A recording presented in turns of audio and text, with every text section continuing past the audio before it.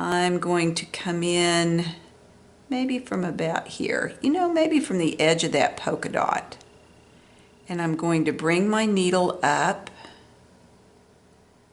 where I want to make my first stitch. Now, this is where I want to tighten that knot because it was looking a little thick. Let's see how this pulls through. Just like that, popped right through.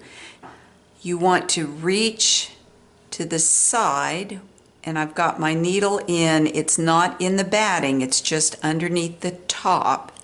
And I want to wave that tail of thread away, and that's also pulling the knot a little farther back. You don't want your knot to be right up next to the edge of the fabric. You want to have a little give there, and the reason you want to have a little give is because if your knot is really close, as you use the quilt, as you sew more, if you pull the thread too tight, or if when people are using it, if it gets laundered, you don't want that knot to accidentally pop through to the front. All right. In big stitch quilting, your stitches are bigger. I'm going to start with a bigger stitch. Now I could go forward and make my first stitch. I typically do not. I typically back up, even if I'm only going back a half a stitch. I'm going to go back. You want to make sure that you can feel the point of the needle pierce the fabric on the bottom. You want to make sure that the needle is all the way through the bottom fabric. Then I'm going to place one of the dimples on my thimble on the head of the needle. I'm going to rock back with the thimble while I push up with my underneath finger and down with my thumb that's in front as I push forward with the thimble, which pushes the needle forward. There's my stitch.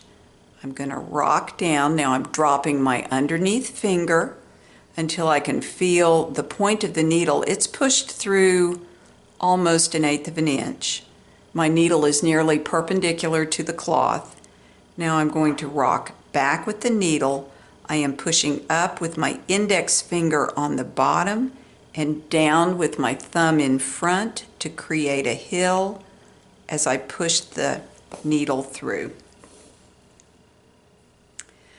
What you want to have are uniform stitches. The stitch length should be uniform. Whatever your space is between your stitches, that should be uniform. The stitch on the back, they should be the same. That's what you're shooting for. And it takes some practice to get there. I did not warm up. This is the first hand quilting I've done in many, many months. So once you get the motion, it's like riding a bike. It comes back to you. Now I'm going to come up here because I want to turn the corner. I'm going to turn the whole quilt. You will end up twisting this quilt all over the place unless you are one of those people who can wear thimbles on multiple fingers, like your finger and your thumb. Some people can make this motion left or right, toward themselves or away from themselves. I am not that skilled. I rotate the quilt. But I know people who are that skilled, so I know that it's possible. You could do this. And that, my friends, is how you hand quilt. Happy stitching. Enjoy all of your quilting adventures. Thanks for watching.